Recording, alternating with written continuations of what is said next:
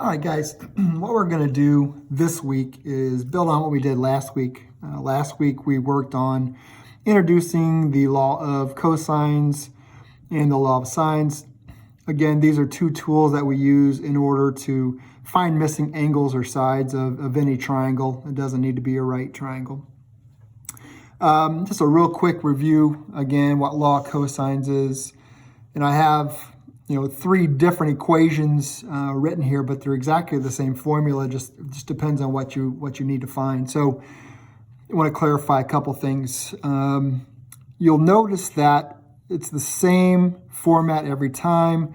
There is a relationship between that and this. Okay, so if I look at this generic triangle over here, again, we've seen this before. I have it labeled A, B, and C, and the sides opposite those angles are the lowercase letters. So there is a relationship between angle A and side A, and between angle B and side B, and angle C and side C. There's a relationship that you have to make sure you understand, because you can't just haphazardly throw in numbers here and hope it works out. This number, the length of this side, corresponds to the opposite angle. So we've got to make sure we do that when we write it. So just depending on what you're seeing or what you're given is what you would do. So for example, if I look here at number 1, if this is angle B, the length of this side would be side B.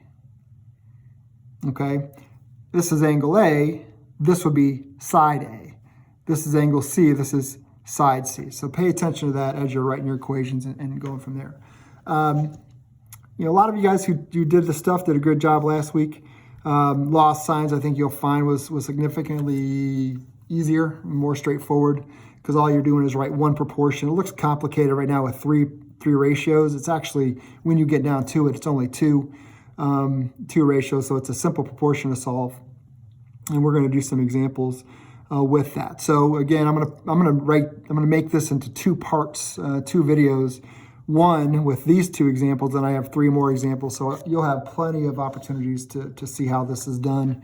I do also want to make sure you show me your work. So what I display, what I model here, is what I want to make sure you model, or what you do on your assignment before you submit it. All right, make sure it's nice and neat and organized, because I will be looking at it for completion as well as for understanding. I'm going to ask that you also circle your answers as you do it, and we'll be okay. So first things first. So this is actually going to be a combination. We're solving each triangle this week, which means we're finding, making sure that we know all 6 things. We know the measure of all 3 angles, and we know the measure or length of all 3 sides.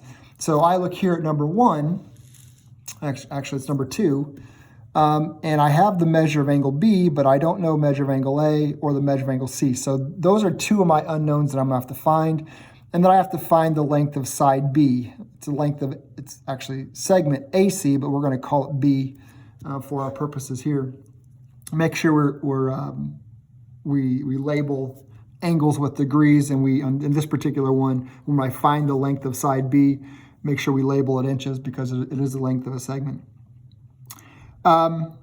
Going back to these formulas, this was significantly easier. So the first thing I want to do is make sure I understand what the law of sines does for me. So in order to use the law of sines, I have to know an angle, and I have to know the length of a side opposite that angle. So like in this example, I know this angle, but I don't know that side. I know this side, but I don't know that angle. I know this side, I don't know this angle. So I cannot use, at least to start off with, the law of sines. Once I find one of those things and I can actually make that ratio, then I'm going to switch over to law of sines, just because it's so much easier to do that. All right. So I'm looking at this one going, okay, well, I don't have enough information for law of sines. Again, that's because I need to know an angle, and I need to know the length of the side opposite that angle. That's the minimum. If I know that, then I use law of sines. So this is actually going to be a law of cosines thing. I think the first thing that I want to find is I'm going to go ahead and find the length of side B here. Okay, so I'm going to go ahead and use this equation. Looks like I'm going to use this equation. Okay, So we're looking at, I'll start up here, b squared equals, and then I use these two sides, 23 squared plus 29 squared minus 2 times 23 times 29 times the cosine of 111 degrees, okay? I'm going to go ahead and clean some of this stuff up. Again, you're doing what I'm doing here. So we're looking at 23 squared, 529, 29 squared, 841. And I can multiply these together. So 2 times 23 times 29.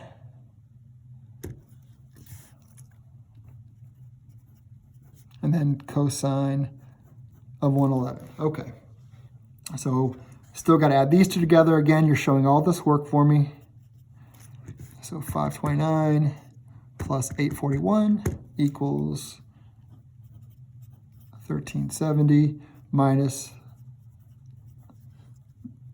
this. Okay, so now I have it as simplified as I can get it on that right side. At this point, this is where you get to love that calculator. We're just going to go ahead and take the square root of both sides.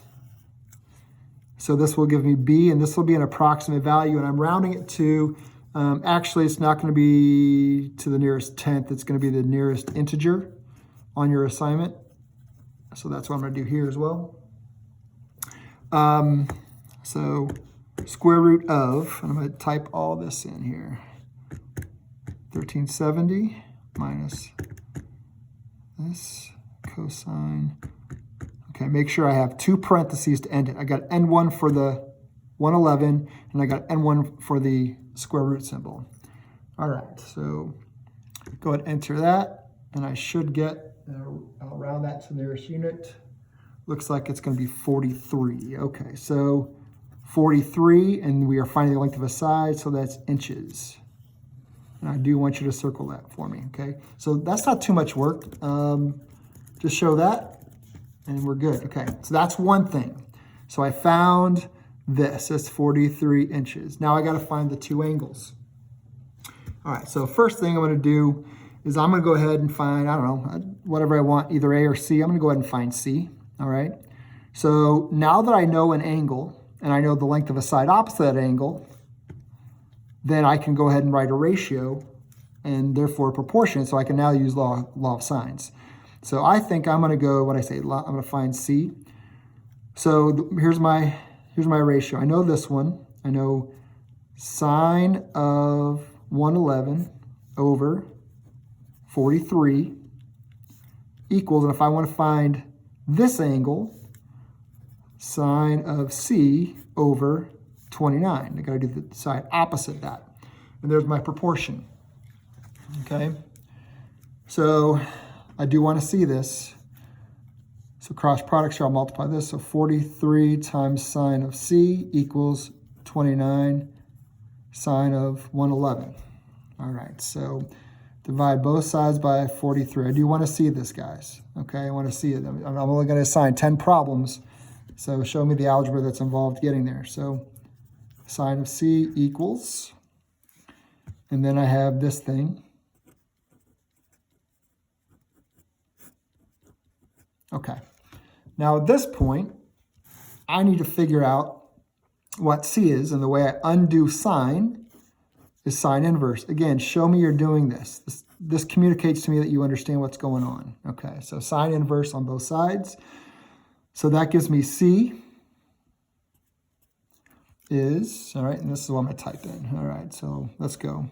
Sine inverse, 29 sine of 111. End the parentheses one time, because what I've done is I've typed this in, and then I need to go divided by 43, end the parentheses for the sine inverse, and I get 39. Okay, so 39. So that means that the measure of angle C is about 39 degrees. Make sure I label that. Okay.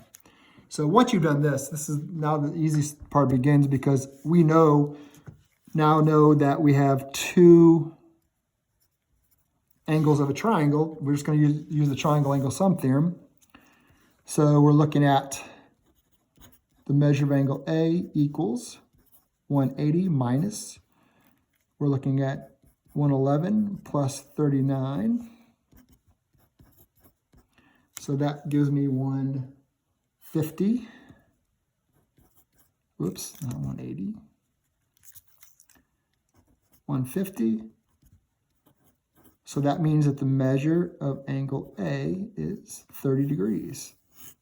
It's actually about 30 degrees because I had to round up here. So, all right. So again, every one of your problems, you're going to have three unknowns. I want three circles. Make sure they're labeled correctly. All the sides with whatever the linear, and then all the angles with degrees. Okay. So this was an example of me giving you two sides of the included angle. All right. So that's how we would handle that. Probably going to be law of cosines, then law of sines, and then the triangle angle sum theorem. So here's an example of me giving you side, side, side. So you have three sides are given to you. You have to find the measure of the angles, all right? So let's go ahead, recognize this. I don't have an angle and a side opposite an angle, so I cannot make that ratio to use the law of sines. So I need to use law of cosines to find one of the angles. So I'm thinking, let's go ahead and find A first, all right? So in order to do that, all right, so A, so that means way over here, I have to go with the side opposite of that. So 10 squared equals, and then we're looking at the other two sides squared, 11 squared plus 17 squared minus 2 times 11 times 17 times cosine of A. So my only unknown here is A. Make sure I did that right. So 10 squared, 11 squared, 17 squared, minus 2 times 11, 17 cosine. Okay. Let's clean some of this up. So that's going to be 100. That's 121. That's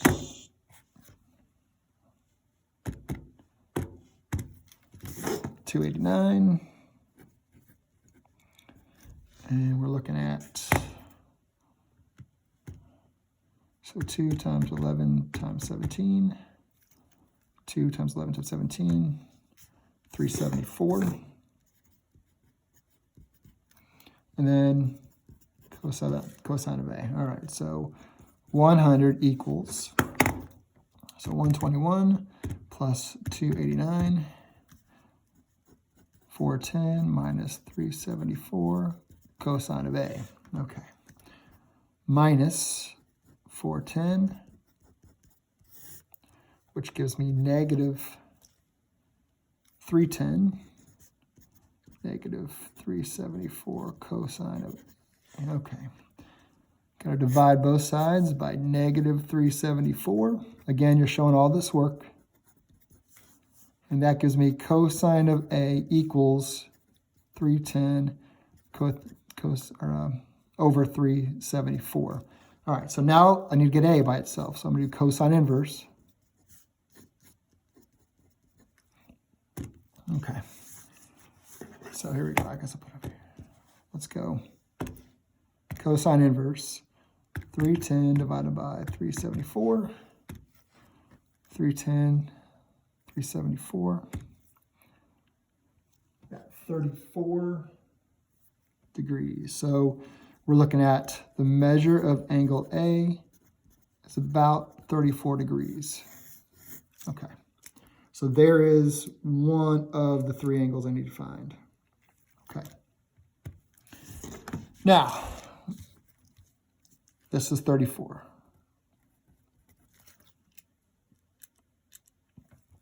So I know this is 34. I now have an angle and a side opposite angle, so I'm going to use law of sines. So we're looking at sine of 34 over 10. That's the correct ratio. And I don't know, let's find B. All right, so let's go sine of B over the side opposite B is 11. And now I have my proportion. Solve it.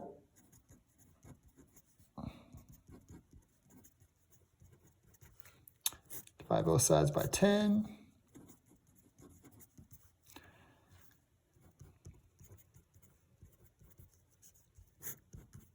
And now do sine inverse of both sides. So that gives me